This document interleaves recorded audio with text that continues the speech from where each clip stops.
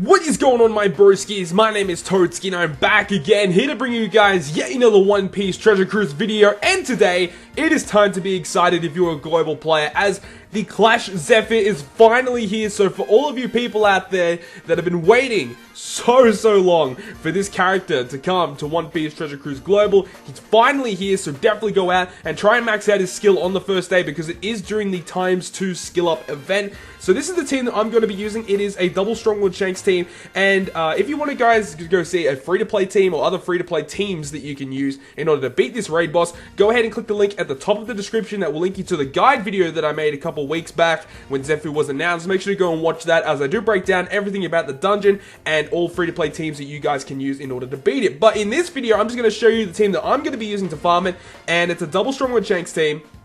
And the reason why I love this team is because you can one-shot ZEPHYR as soon as you enter the final stage. It is amazing how powerful this team actually is. It really doesn't even matter either if you are trying to stall out for the first couple of rooms as well, because on the second last room you get given a whole board of meat orbs, so you can use that to recover your Strongwood Shanks' HP, which is awesome.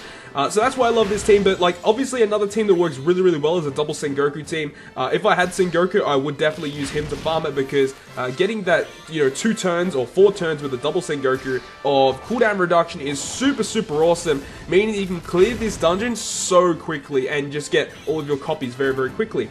And this is the room where we want to be stalling, so I'm going to go ahead and use Garp because he does have a 4-hit combo, so it means that we get more stall off on these characters here.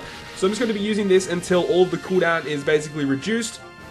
I don't really want to stall too much though, because stalling too much means your runs will go a little longer. We just want to make sure Doflamingo is ready by the time we reach the final room, and that will be our obvious goal. So you can see that the turtles don't do much damage. 1100 is fine, because we'll recover with a little bit of auto recovery, and also we'll get that recovery on the 4th stage as well. So overall, it is pretty simple for the first 2 stages. Very basic dungeons, as you can see. And yeah, we would just want to keep stalling until they die. Doflamingo's on a 4-turn cooldown. We can probably just go ahead here and just take down these guys just as easily as we like, and move on to stage 3. Now, stage 3 is pretty interesting as well. It has Ein, which is a new character as well. And what she'll do is she'll lock your middle row for 3 turns, and after that 3 turns are up, she'll lock your entire left row for 3 turns. So having max chain socket is highly recommended for this dungeon, as it does allow you to speedrun it a little bit quicker in order to kill Ein a little quicker. So Ein doesn't really have that much HP, so she's pretty easy to take down. You shouldn't really have too many issues with Ein herself. We should have probably used that recovery orb just there, but we'll get recovery in the next room, and she has 100% drop rate as well, so she's pretty easy to farm. And now we move on to the 4th stage. Now this seahorse at the back will give you a full board of meat orbs, which we will go ahead and use. But first off, we do want to try and target down the seahorse, because the seahorses are always a big issue on these stages, as they will go ahead and just lock you if they do get a chance to attack. So obviously you do not want that to happen. So we're just going to go ahead and kill those guys off really quickly. And all of our specials are ready to go, the ones that are important anyway. So let's go ahead and just move on to the next stage. Now, I've got Garp and Mr. 2 on the team, just so I will be guaranteed to get a full board of Psyorbs.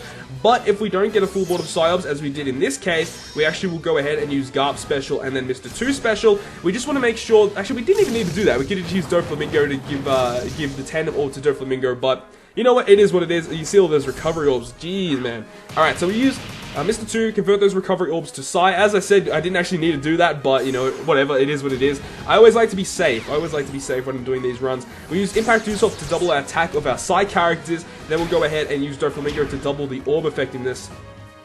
And then once we do that, we should have enough damage in order to kill ZEPHYR. We're going to go ahead and use the Gao Cannon as well, just to do a little bit more extra damage. Didn't need to do it. And now let's go ahead and hit our perfects. Oh, hit our perfects, I said. Hit our perfects, I said. Come on. Boom. And boom. And boom. Okay, so we didn't hit our perfects there. We only just made it. If we hit that perfect, it would have been fine. But yeah, this team's very simple. As long as you're hitting your perfects, you'll be 100% fine. So hope you guys have enjoyed today's video. And if you guys have enjoyed it, make sure to smack the like button down below. And if you want to stay up to date with all of the content that I post on my channel, including more One Piece Treasure Cruise content, make sure to hit the subscribe button down below. But on that, guys, I will see you guys within the next video.